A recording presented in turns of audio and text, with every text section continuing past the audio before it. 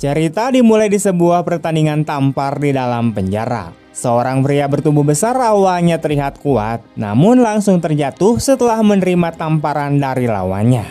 Saat pria berjanggut yang bernama Dick merasa kemenangan ada di tangannya, seorang pemuda kurus dengan wajah polos nan lemah tiba-tiba maju ke depan.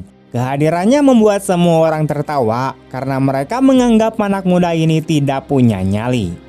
Dick dengan jelas meremehkannya, tetapi pemuda itu yang bernama Hyun-soo tetap percaya diri untuk ikut bertanding. Mereka lalu menentukan giliran dengan suit batu gunting kertas. Sayangnya, Hyun-soo kalah sehingga harus menerima tamparan lebih dulu. Namun yang mengejutkan semua orang, Hyun-soo sama sekali tidak bergeming. Kini giliran Dick yang menerima tamparan. Dengan tenaga penuh, Hyun-soo menghantam rahangnya hingga Dick terhuyung jatuh.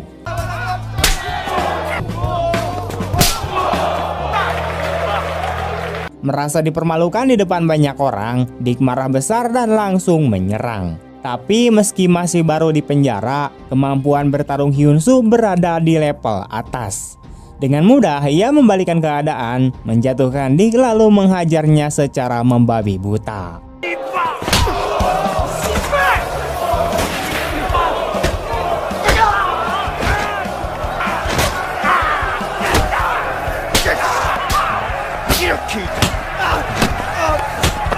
Dick hanya bisa terbaring tanpa daya, dan jika tidak dihentikan sipir, mungkin Hyun-soo sudah menghabisinya.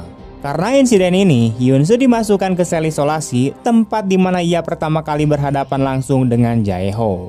Bagi Hyun-soo, ada dua tipe orang di penjara, yang bisa disentuh dan yang tidak boleh disentuh. Orang seperti Dick jelas termasuk golongan yang sebaiknya dihindari. Saat Hyun-soo bertanya Jae-ho termasuk kategori yang mana, Jae-ho menjawab dengan dingin bahwa dialah yang membuat aturan. Sejak pertemuan itu, hubungan keduanya perlahan terbentuk seolah mereka memang ditakdirkan untuk bertemu. Keesokan harinya, Pong Chun memberitahu Hyun-soo bahwa Dick dan gengnya tidak akan lagi berani mengusiknya. Hal ini karena sikap Jae-ho yang seolah menunjukkan pada semua orang bahwa Hyun-soo kini berada di pihaknya. Pong Chun lalu menjelaskan mengapa Jae-ho punya kuasa besar di penjara. Ia bukan hanya pemimpin di balik tembok ini, tapi juga bos geng kriminal besar di luar sana. Kekuatannya di penjara didapat dari pertarungan yang diizinkan sipir, di mana pemenang akan jadi penguasa baru. Kebetulan Jae-ho selalu keluar sebagai pemenang, sehingga tidak ada yang berani untuk menentangnya.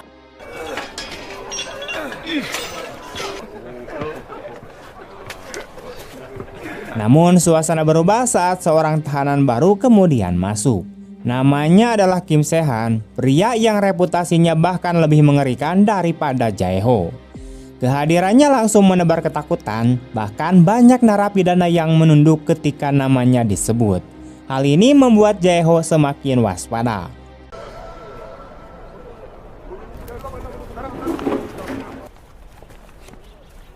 Hari berikutnya, Jae-ho memilih mendekatinya lebih dulu. Ia memperkenalkan diri dan menawarkan kerjasama untuk berbagai bisnis rokok di penjara. Ada dua alasan mengapa ia rela mengalah. Pertama, masa hukumannya hampir habis, sehingga ia tidak ingin masalah baru. Kedua, ia perlu waktu untuk membaca langkah lawannya sebelum memberi pukulan balik. Namun, Se-han sama sekali tidak peduli dengan tawaran itu. Saat itu juga kabar buruk datang di mana Ho Jun, orang kepercayaan Jae-ho, ditangkap dan hampir tewas dipukuli kepala sipir. Dari sini jelas terlihat sipir telah bersekutu dengan Se-han.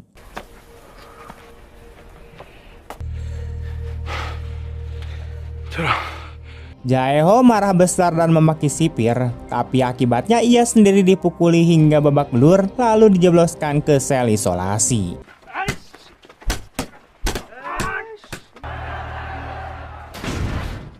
한지호 이 새끼가 독종이라도 그 나이로는 어쩌지 못할 자 못 오냐.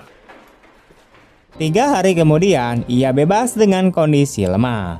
Situasi semakin runyam saat Dick datang membawa senjata berniat untuk menghabisinya. Pada saat genting itu, Hyun-soo muncul dan menolongnya. Jika bukan karena Hyun-soo, Jae-ho mungkin sudah mati. Namun bukannya lega, Jae-ho justru curiga, di mana ia heran kenapa pemuda itu rela menolongnya, di mana Hyun-soo menjawab sederhana bahwa ibunya pernah berpesan untuk selalu membantu orang dalam kesulitan. Jawaban itu membuat Jae-ho semakin bingung, sekaligus melahirkan ide baru untuk membalas dendam. Dengan licik, ia mengajak Hyun-soo ke kantor sipir dengan alasan melaporkan penyelundupan. Hyun-soo menunjukkan ponsel berisikan bukti transaksi ilegal rokok milik Jae-ho. Kepala sipir yang bernama Gwon-sik kaget bukan main sebab barang selundupan di penjara memang selalu lewat tangannya. 반입도 신고하려고 했었는데. 이런 개새끼가 밖에 있는 이 아저씨의 동생들 친구들한테 다 보내놨어요. Saat Gwon-sik marah dan menampar Hyun-soo, Jae-ho justru balik menampar sipir. Barulah rencananya terbongkar, di mana ia sengaja menggunakan bukti itu untuk mengancam Gwon-sik, dan jika skandal penyelundupan terbuka, yang paling hancur adalah sipir sendiri. Terpojok, Gwon-sik akhirnya berpihak kembali kepada Jae-ho. Posisi Sehan pun kini tertekan, meski Jae-ho memilih untuk tidak langsung menjatuhkannya. Dari sini, Jae-ho mulai sadar bahwa kehadiran Sehan bukan sekedar kebetulan. Tujuan sebenarnya adalah untuk menghabisinya. Meski ia menyiksa Sehan habis-habisan, pria itu tetap bungkam.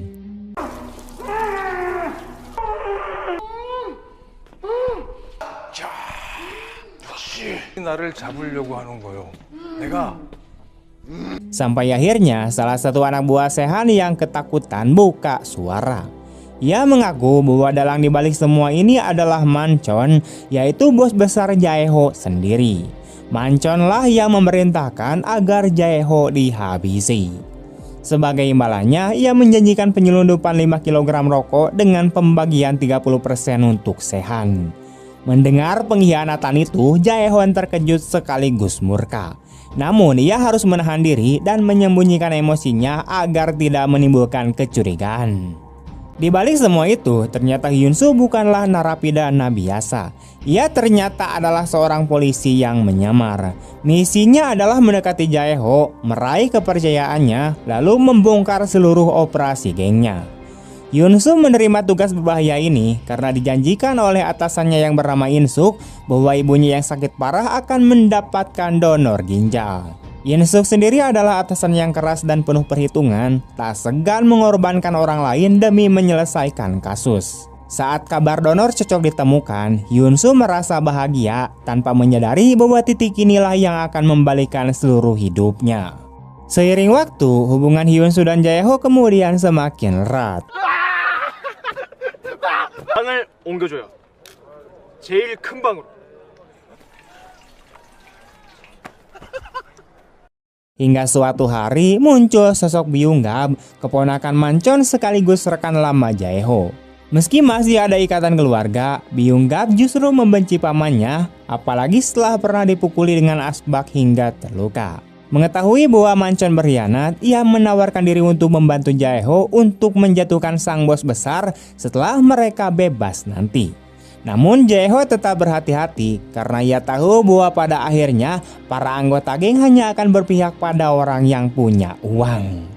Di saat yang bersamaan, Jae-ho juga menaruh curiga pada Hyun-soo. Sejak lama ia sudah meminta Byung-gap untuk menyelidiki identitasnya, namun hasilnya tetap nihil. Tidak ada catatan apapun tentang siapa sebenarnya pemuda itu.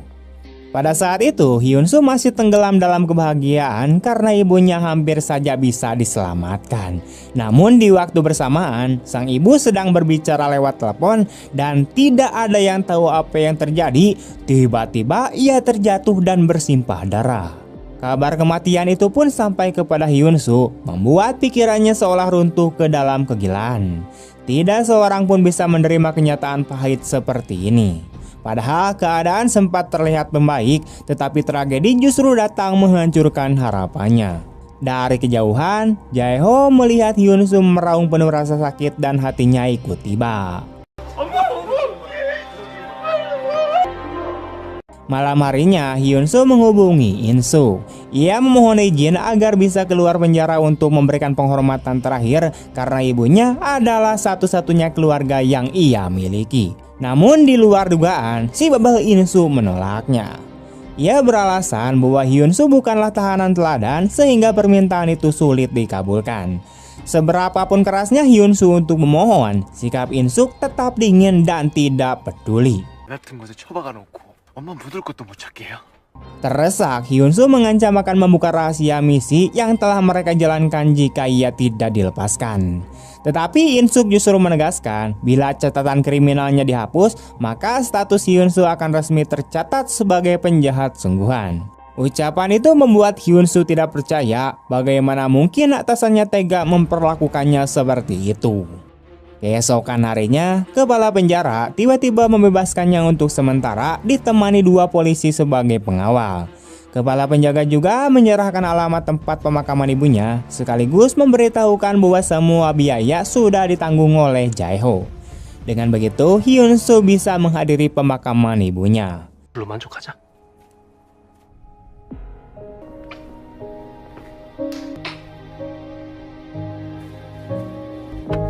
Sekembalinya ke penjara, Jae-ho langsung menghampirinya. Ia tahu di saat berat seperti itu, Hyun-soo membutuhkan seseorang di sisinya. Malam itu mereka berbincang, Hyun-soo baru mengetahui bahwa Jae-ho juga menyimpan masa lalu kelam yang membuatnya menjadi pribadi seperti sekarang. Dari sana, Jae-ho menasehati agar Hyun-soo tidak terlalu percaya pada janji, melainkan belajar merasakan dengan hati siapa yang benar-benar tulus padanya. Dengan begitu, ia akan tahu siapa yang bisa dipercaya. 미안해. 나는 우는 상황을 믿어야지. Kemudian Jae-ho bertanya apakah Hyun-soo bersedia menjadi juniornya setelah bebas nanti. Hyun-soo menatap pria itu lama, mengingat kembali bagaimana dinginnya atasannya, serta faktor bahwa Jae-ho justru banyak menuntutnya. Pada momen itu, ia tidak lagi sanggup menahan diri dan akhirnya mengungkapkan identitas aslinya kepada Jae-ho karena ia sudah merasa dikhianati oleh atasannya. Waktu pun berlalu, Jae-ho sudah lama bebas hingga tiba hari kebebasan bagi Hyun-soo.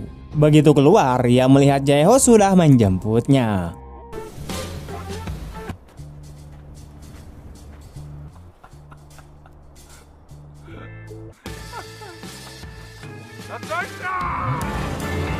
Malam itu, Hyun-soo diajak ke sebuah pesta. Untuk pertama kalinya, ia menerima misi langsung dari Jae-ho. Saat itu pula, muncullah seorang pria tua bernama Manchon. Namun sejak pertemuan pertama, keponakannya yaitu Byung-gab sudah menunjukkan rasa tidak suka kepada Hyun-soo.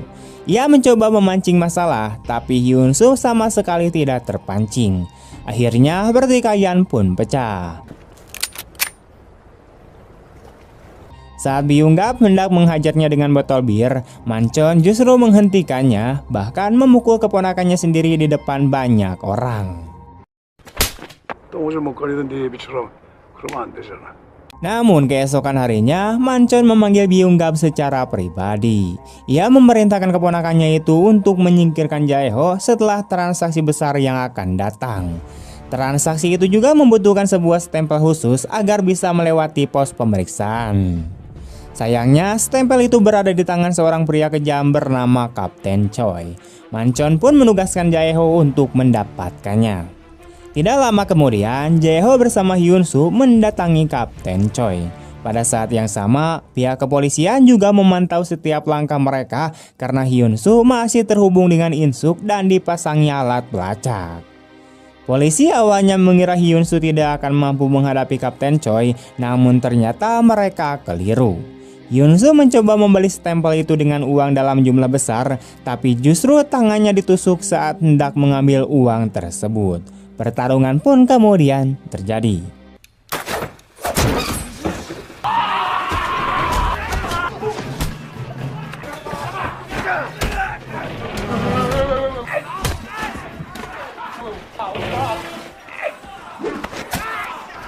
Sementara itu, Jae-ho yang menunggu di luar menyadari ada seseorang yang melaporkan kejadian itu. Ia pun segera masuk. Byung-gab yang berada di luar terlihat tidak senang dalam situasi tersebut. Di dalam ruangan, Hyun-soo berjuang keras melawan lawan-lawannya sampai akhirnya anak buah Kapten Choi datang dalam jumlah besar. Jae-ho akhirnya ikut turun tangan. Ia tak lagi peduli dengan orang-orang di luar, yang terpenting baginya adalah keselamatan Hyun-soo. 가끔 현장 뛰면 재밌어.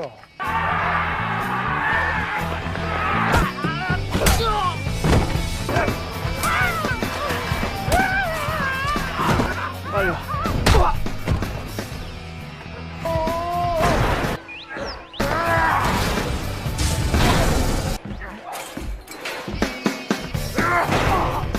Hyun-soo sempat memukul seorang pria berbadan besar dengan senjata, namun pria itu sama sekali tidak terluka dan malah melemparkannya begitu saja. Jae-ho terpaksa ikut maju untuk menahannya, dan bersama-sama mereka berusaha keras untuk menjatuhkannya.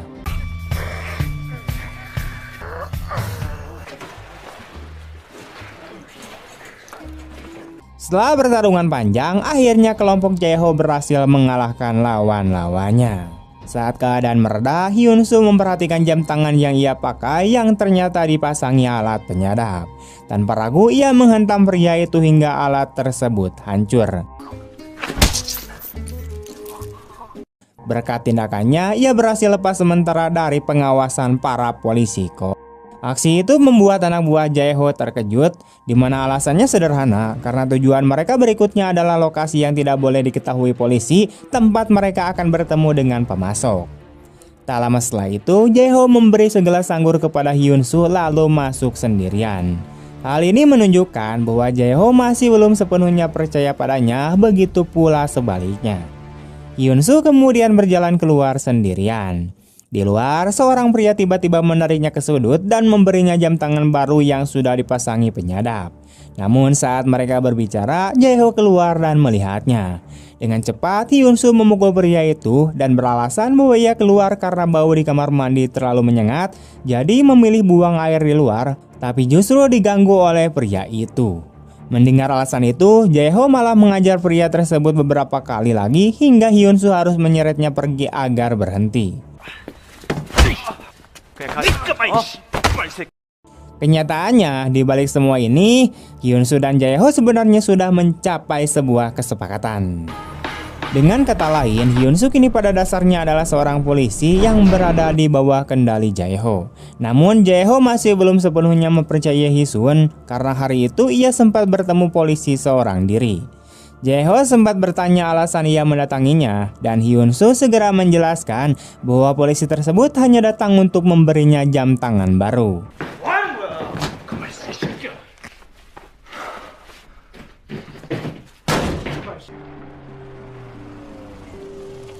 Jae-ho kemudian ingin menyampaikan permintaan maaf sekaligus berharap agar Hyun-soo mau mempercayainya. Ia lalu membawa Hyun-soo ke suatu tempat sambil mengatakan bahwa selama hidupnya ia sudah banyak dikhianati oleh orang-orang. Bahkan orang yang sudah setia padanya selama 20 tahun pun kini ingin mengkhianatinya, sehingga sangat sulit baginya untuk benar-benar mempercayai orang lain. Mendengar hal itu, Hyun-soo tidak memaksa agar Jae-ho mempercayainya, melainkan mengatakan bahwa dirinya lah yang justru akan menaruh kepercayaan pada Jae-ho. Perkataan itu membuat hati Jae-ho terasa berat. 2 hari sebelum transaksi resmi dimulai, Byung-gap tiba-tiba melontarkan sebuah pertanyaan kepada Jae-ho, yaitu bagaimana caranya ia bisa merekrut seorang polisi. Ternyata sejak pertama kali Byung-gap mendatangi penjara untuk menemui Jae-ho, ia sudah mengetahui identitas asli dari Hyun-soo. Namun saat itu, Jae-ho tidak memilih untuk membunuh Hyun-soo, melainkan menyewa seseorang untuk menabrakkan mobil dan menghabisi ibu Hyun-soo. Setelah itu, Jae-ho berpura-pura membantu dan menghiburnya hingga membuat Hyun-soo kehilangan kendali, mempercayai Jae-ho sepenuhnya, dan bahkan mengakui identitas aslinya kepadanya. Pada hari itu, Hyun-soo pergi ke makam untuk mengenang ibunya, namun ketika ia sedang termenung, tiba-tiba ada seseorang yang menutup kepalanya. Para penculik itu mengatakan bahwa perintah tersebut datang dari Jae-ho, meskipun Hyun-soo tidak percaya bahwa Jae-ho akan melakukan hal itu kepadanya. Rupanya, kelompok polisi sedang menguji kesetiaan Hyun-soo. Untungnya, ia sempat mengucapkan sebuah kalimat penting, yaitu bagaimana Jae-ho bisa mengetahui identitasnya sebagai polisi. Jika tidak, mungkin ia benar-benar sudah mati di tempat itu. Setelah mengetahui kebenaran, Hyun-soo dipenuhi amarah. Ia merasa dipenjara selama bertahun-tahun dan kini justru hendak dibakar hidup-hidup. Ia pun bertanya kepada In-suk apakah pelaku pembunuhan ibunya sudah ditemukan. Kenyataannya, pihak kepolisian sudah lama mengetahui dalang dibalik kematian ibu Hyun-suk, namun mereka sengaja tidak memberitahunya. Hal itu dikarenakan bila Hyun-suk mengetahui kebenaran lebih awal, maka misi rahasianya sebagai polisi akan terganggu. Dengan kata lain, mereka sadar betul bahwa Jae-ho sedang menggunakan cara licik untuk memperdayai Hyun-suk, tetapi mereka dengan sengaja membiarkannya. Mereka juga mengetahui bahwa Jae-ho adalah dalang di balik pembunuhan ibu Hyun-suk, namun tetap membiarkan Hyun-suk terus bekerja di bawahnya. Setelah itu, Hyun-suk kembali menemui Jae-ho. Melihat wajah Hyun-suk yang penuh luka, Jae-ho hanya menanyakan beberapa hal singkat, tetapi ia segera menyadari bahwa Hyun-suk sulit untuk bercerita, sehingga ia pun tidak melanjutkan pertanyaan. Keduanya kemudian bersiap melakukan sesuatu yang besar, yaitu menyalakan kembang api. 나가자.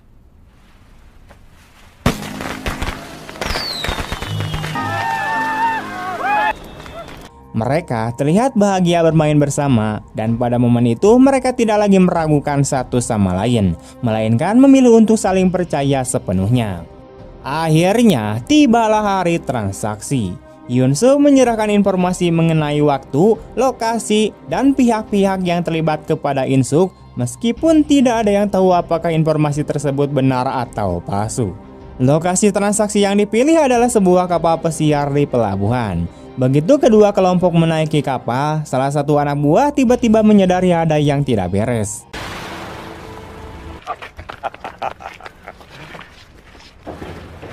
Tak lama kemudian, polisi muncul di hadapan mereka.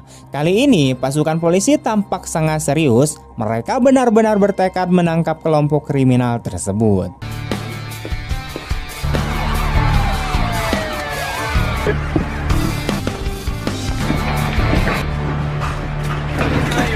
너들 우르방 긁고 이 씨발놈들아.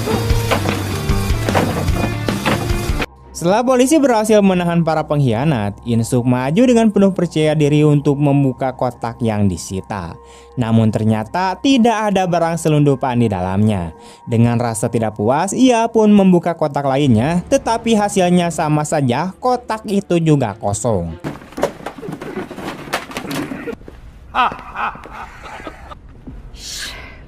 In-suk tidak punya pilihan selain membiarkan mereka pergi begitu saja.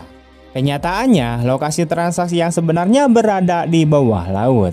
Kedua kelompok pun mulai saling meragukan satu sama lain. Saat Manchon hendak mengangkat gelas untuk bersulang, Jae-ho tiba-tiba berkata bahwa ia tidak akan minum bersama mayat. Lalu ia menembak Manchon hingga wafat. Kini, Jae-ho berhasil mengambil alih seluruh kekuatan kelompok tersebut. Sementara itu, dari beberapa petunjuk yang ada, In-suk mulai menyimpulkan bahwa kemungkinan besar Hyun-suk sudah memihak kepada Jae-ho. Di sisi lain, untuk menghadapi In-suk, Hyun-suk sengaja memainkan siasat. Ketika Hyun-suk sedang mengeluh tentang atasannya, In-suk tiba-tiba menelepon dan ingin bertemu dengannya. Mungkin saat itu ia ingin menunjukkan foto kejadian ketika ibunya dihabisi. Setelah mengetahui siapa pembunuh ibunya, Hyun-suk sama sekali tidak bisa mengendalikan amarahnya. Ia menuntut penjelasan mengapa In-suk tidak memberitahunya sejak awal. In-suk beralasan bahwa ia khawatir rencana besar mereka akan hancur bila Hyun-suk mengetahui kebenaran lebih cepat.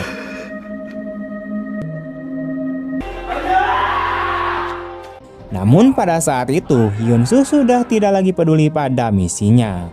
Hal paling penting baginya hanyalah membalas dendam atas kematian sang bunda. Satu-satunya pilihan yang ia miliki saat itu adalah mengikuti arahan kepolisian. Hyun-suk kemudian segera menelpon Jae-ho, berpura-pura mengatakan bahwa dirinya sedang berada di bawah penyelidikan internal. Lalu ia bertanya apakah ada orang lain selain Jae-ho yang mengetahui identitasnya sebagai polisi. Pertanyaan itu membuat Jae-ho curiga kepada Byung-gap. Setelah itu, Hyun-soo memberitahu Jae-ho bahwa tim penggeledahan akan datang keesokan harinya untuk menyita barang-barang, sehingga mereka harus segera membereskannya dan membawa kabur barang-barang tersebut malam itu juga. Ia kemudian membuat janji untuk bertemu di tempat lama. Pihak kepolisian sendiri memang berencana memaksa Jae-ho agar lari bersama barang-barang selundupannya, sehingga mereka bisa menangkapnya sekaligus mendapatkan barang bukti. Malam itu, Jae-ho dengan sengaja memanggil Byung-gap ke kantornya. Karena sejak awal Jae-ho memang sudah curiga, maka terlepas dari apakah Byung-gap benar-benar berkhianat atau tidak, ia tetap sulit lolos dari kematian. Byung-gap sampai berlutut untuk menjelaskan, namun Jae-ho tetap tidak mempercayainya.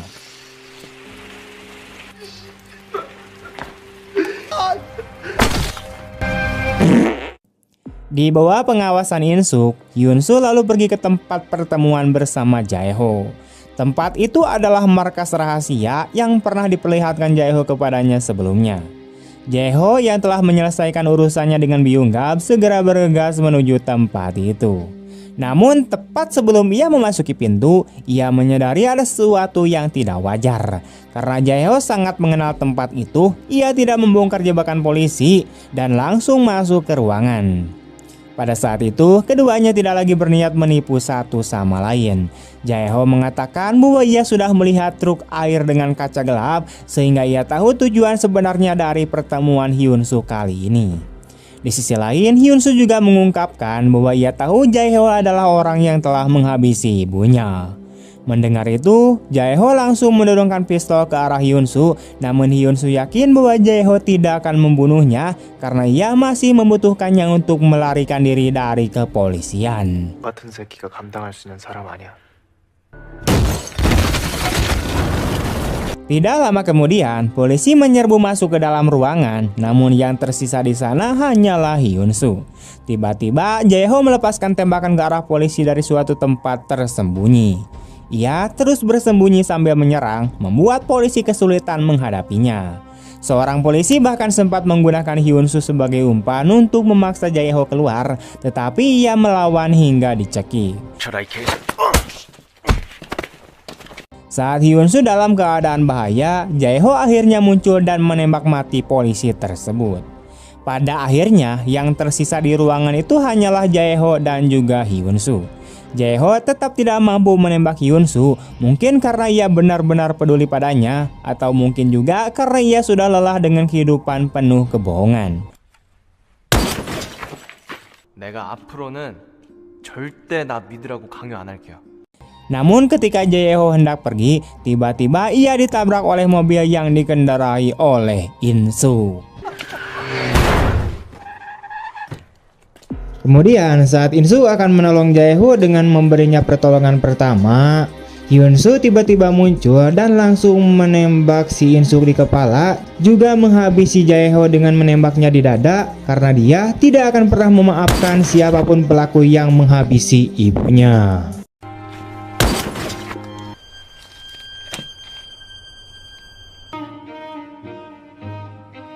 Tamat.